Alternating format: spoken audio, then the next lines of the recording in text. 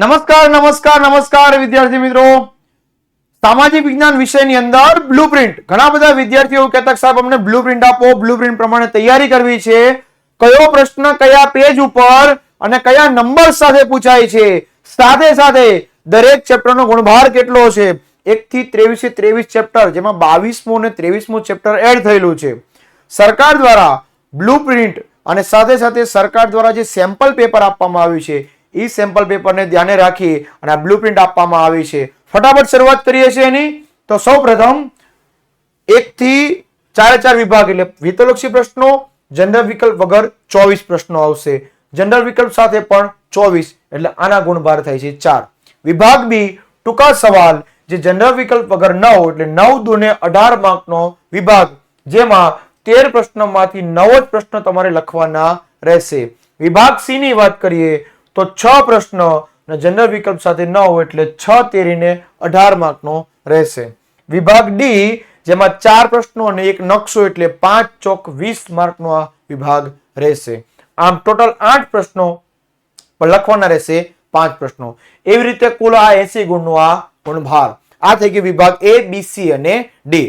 હવે વાત કરીએ આપણે આગળ તો ચેપ્ટર વાઇઝ ગુણભાર, તો જેમાં 80 માર્કનો ગુણભાર પ્રકરણ નંબર 1 માંથી વિભાગ એ માંથી 1 સવાલ, વિભાગ બી માંથી 1 સવાલ, એટલે 2 ને 1 3 ગુણભાર.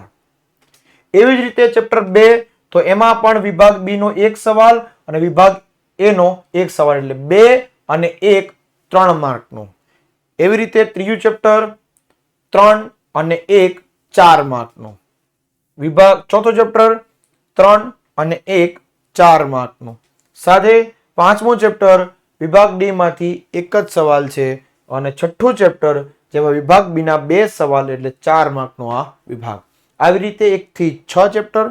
ત્યારબાદ આગળ જઈએ તો 7મું ચેપ્ટર, તો એમાં 3 ગુણનો 1 પ્રશ્ન, 8મા ચેપ્ટરમાંથી 3 ગુણનો 1 પ્રશ્ન સાથે 4 ગુણનો 1 પ્રશ્ન અને એક મેપ, એટલે કે 1 ગુણનો પ્રશ્ન અને 3 ગુણનો 1 પ્રશ્ન, એવી રીતે કરીને 4 ગુણ છે. સેમ આમાં પણ 1, 2 ને 3 અને 1 4 માર્ક.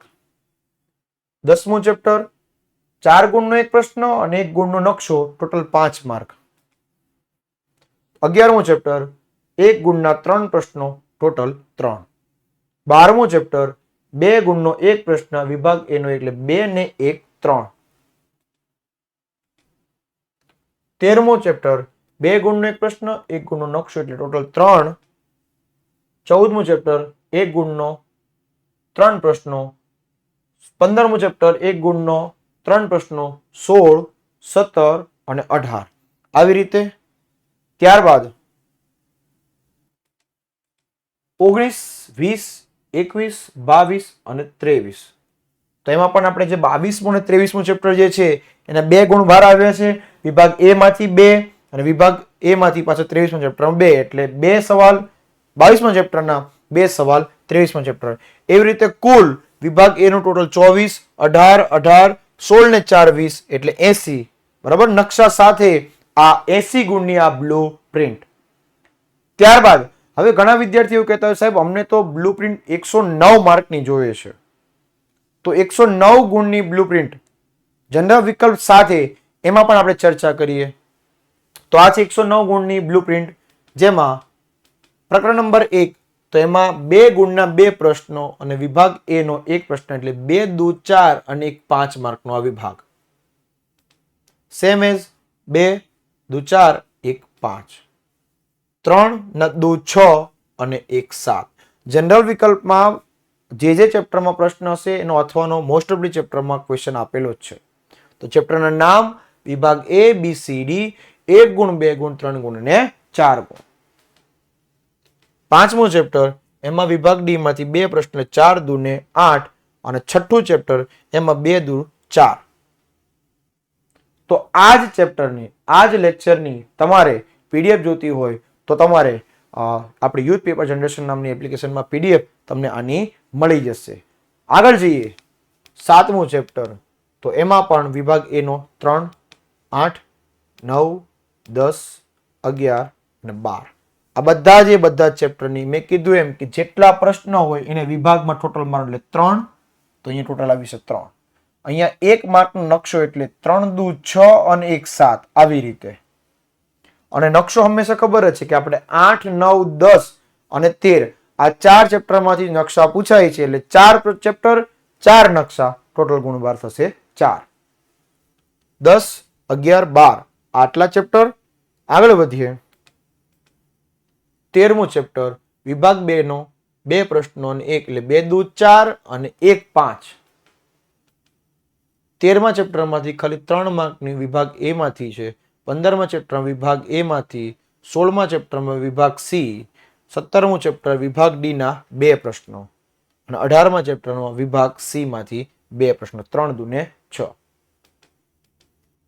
19મા ચેપ્ટરમાંથી પણ એવી જ રીતે વિભાગ એ અને વિભાગ સી. 20મા ચેપ્ટર એમાંથી પણ વિભાગ બી અને વિભાગ એ. 21મું ચેપ્ટર 22મું ચેપ્ટર 22મા ચેપ્ટરમાં જો વિભાગ એ માંથી 2 ગુણના 2 પ્રશ્નો. 23મા ચેપ્ટરમાંથી વિભાગ એ માંથી 2 પ્રશ્નો. ત્યારબાદ ટોટલ થઈ જશે 24 વિભાગ એ, વિભાગ બી 26, વિભાગ સી અને વિભાગ ડી. એવી કરીને 109 માર્કનું ટોટલ થઈ જશે. તો આ થઈ ગઈ ગુણભાર ચેપ્ટર વાઇઝ બ્લુપ્રિન્ટ. હવે વાત કરીએ આપણે કે વિભાગ એ 1 થી 24 પ્રશ્નો એમાં કયો પ્રશ્ન કયા ચેપ્ટરમાંથી પૂછાય છે. ખાસ વિદ્યાર્થી મિત્રો ખાસ ધ્યાન આપજો. ઓલમોસ્ટ 90% આ પ્રશ્ન આ ચેપ્ટરમાંથી જ હોય છે. ક્યારેક કોઈક સ્કૂલની અંદર અથવા કોઈ પણ પરીક્ષાની અંદર ચેન્જિંગ થતું હોય છે, બાકી 90% આવી રીતે જ હોય છે. ઓકે, પણ આ જે મેં બ્લુપ્રિન્ટ આપી છે એ સેમ્પલ પેપરના આધારે બ્લુપ્રિન્ટ આપેલી છે, જે ગુજરાત બોર્ડ દ્વારા જાહેર કરવામાં સેમ્પલ પેપર આવેલું છે. એમાં ખાસ 22મું ચેપ્ટર અને 23મા ચેપ્ટરમાં 2 ગુણભાર જે ચેન્જ થયો છે એ આમાં ઇન્ક્લુડિંગ કરી દીધું છે. તો એ કયા પ્રશ્નમાં ધ્યાન રાખવાનું છે? 5, 8, 10 અને 13. ઓકે, ચલો. તો પ્રશ્ન નંબર 1 ચેપ્ટર નંબર 1 માંથી, બીજો ક્વેશ્ચન બીજા ચેપ્ટરમાંથી, ત્રીજો ક્વેશ્ચન 9મા ચેપ્ટરમાંથી, ચોથો ક્વેશ્ચન 12મા ચેપ્ટરમાંથી, પાંચમો ક્વેશ્ચન 22મા ચેપ્ટરમાંથી. એવી જ રીતે છઠ્ઠો પ્રશ્ન ચોથા ચેપ્ટરમાંથી, સાતમો પ્રશ્ન ત્રીજા ચેપ્ટરમાંથી, આઠમો પ્રશ્ન 23મા ચેપ્ટરમાંથી, નવમો પ્રશ્ન 19મા ચેપ્ટરમાંથી, 10મો સવાલ 20મા ચેપ્ટરમાંથી. 11મો પ્રશ્ન 7મા ચેપ્ટરમાંથી, 12મો પ્રશ્ન 7મા ચેપ્ટરમાંથી, 13મો પ્રશ્ન 22મા ચેપ્ટરમાંથી, 14મો પ્રશ્ન 11મા પ્રશ્નમાંથી, 15મો પ્રશ્ન 14મા ચેપ્ટરમાંથી. તો આપણે અહીંયા વાત કરી કે 5 અહીંયા 8મો પ્રશ્ન ચેન્જિંગ છે. ત્યારબાદ 13મા પ્રશ્નમાં ચેન્જિંગ છે અને 20મા પ્રશ્નમાં 5, 8 અહીંયા 13 અને અહીંયા 20. રેડી? આ ચારમાં 22 અને 23મા ચેપ્ટરના 2 પ્રશ્નો 2 દુ 4 માર્કના આવવાના છે ને આવવાના જ છે. સેમ આ રીતે 16, 17, 18, 19, 20, 21, 20 સુધી ચેપ્ટરના નંબર સામે આપી દીધા છે. આ ચેપ્ટરમાંથી જ પ્રશ્નો પૂછાય છે. આગળ વાત કરીએ તો 21, 22, 23 અને 24. તો આમાં 14મું 21મા ચેપ્ટર 22મા ચેપ્ટરમાંથી, 14મા ચેપ્ટરમાં અને 23, 24 ને 15મા ચેપ્ટરમાંથી બંને પ્રશ્નોમાંથી આવશે. તો વિભાગ એ ની વાત કરી કે 24 પ્રશ્નો 24ના ચેપ્ટર સાથે. ત્યારબાદ વાત કરીએ વિભાગ બી 9 પ્રશ્નોના જવાબ તમારે આપવાના રહેશે. 25, 26, 27, 28, 29, 30, 31 ને 32. તો પહેલું, બીજું, છઠ્ઠું, 9નું, 12. આગળ છે હજી, કારણ કે 37મા પ્રશ્ન સુધી છે.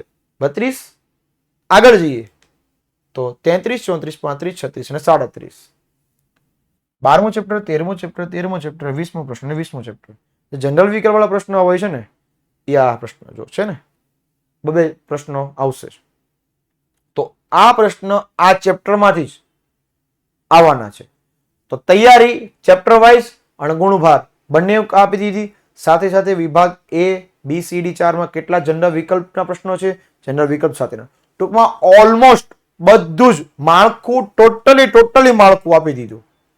આગળ જઈએ છે હજી વિભાગ સી કે જેમાં 6 પ્રશ્નોના જવાબ લખવાના છે, જેમાં 38, 39, 40, 41 ને 42.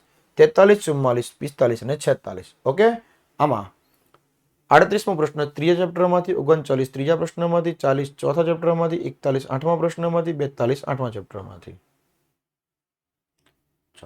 તો અહીંયા લખવાના ખાલી 6 છે, પણ કુલ 9 પ્રશ્નો આપી દીધા છે, કારણ કે આ જનરલ વિકલ્પ વાળું છે.